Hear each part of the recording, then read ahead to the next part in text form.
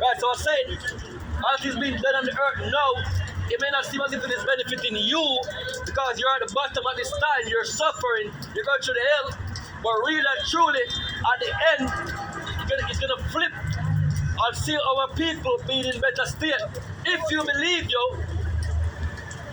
on this, you are going to be, if you believe and turn to Yahweh Hashem Yoshai, you're going to see your life from coming from dunghill to being kings and princes on earth.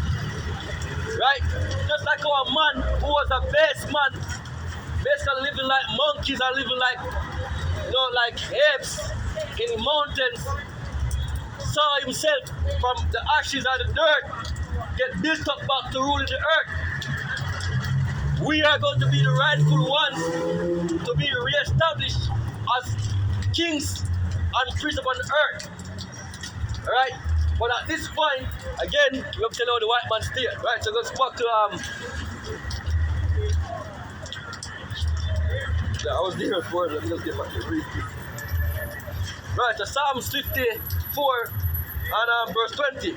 He had put forth his hands against such as be at peace with him. He had broken his covenant. Right? Who was at peace with the so-called white man? Again, this is the stories that exist. When they came to the Americans, they were welcome and treated with peace, right? Because we are peaceful people by nature, unlike so-called white man, right? But when we show them peace, what do?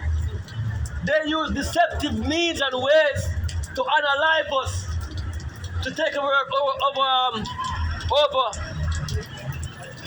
by ruling over us now. So we lost our place by believing in these devils. And you're not learning today. Your ministers, your so-called leaders who you trust, they are the ones who are basically navigating you into trusting the devil more and more. Right? Let's continue. Verse 21, it says, the words of his mouth were smoother than butter, but war was in his heart. His words were softer than oil, yet were they drawn swords. So there's a man with him gun in that man, and that nice to your said with you. You know what I mean? To make you get comfortable, to make you accept him, drop your guard, and then bumps, you're dead. Then bumps, you're sick. Then bumps, you're poor.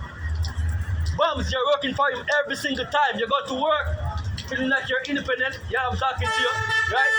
You're independent. We're working for so-called white people. You're slaves, yo.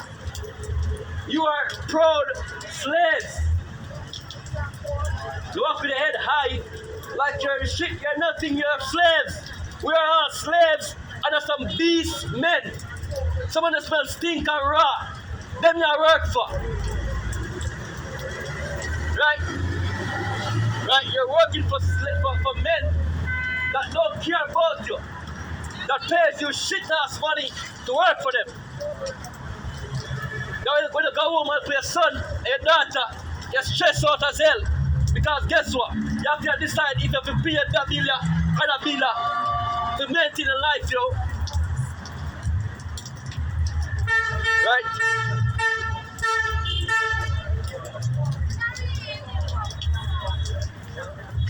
And this happened only because what? First and foremost, you break the laws and statutes of the Heavenly Father. Right? You disobey. You know what I mean? You didn't want to listen to his ways. You know what I mean? You think that you know more than him. You think that God is boring and you are fun. You think that all this bullshit that you think in your mind, you think that it's beneficial unto you. But you're learning, well, some of you are not even learning, you're stiff-necked. But we learned that, look, it was a big mistake, a disaster when it's planned to go that way, but on a kind of level, it's a big mistake, We are stupid, foolish to turn from Yahweh Hashem Yoshai. Alright? And now we are returning because we've learned that. Alright? You're the last priest, well. By the time we go the last precept.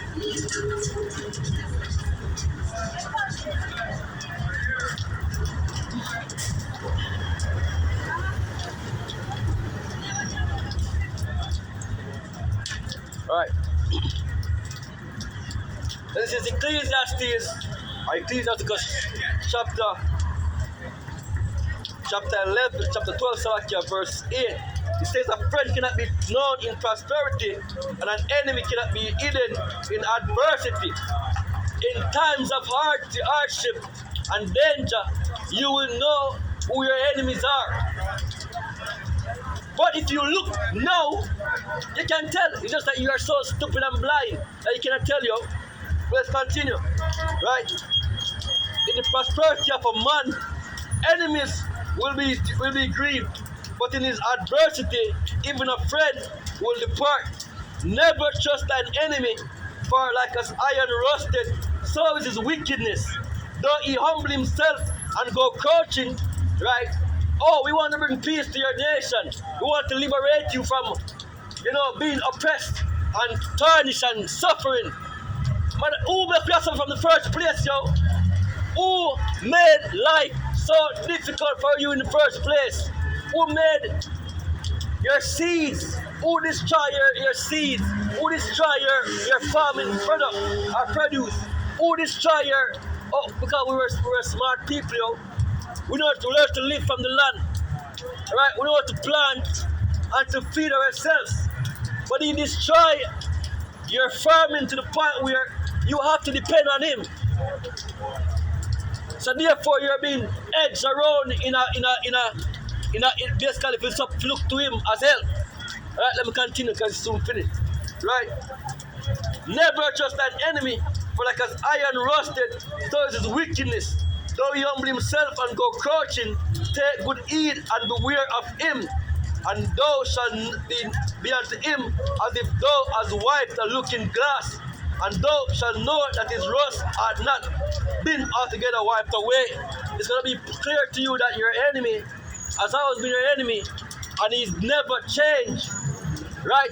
He's been deceptive about it, but all your downfall is because he is the one orchestrating it. He is the one making it possible. Right? He is the one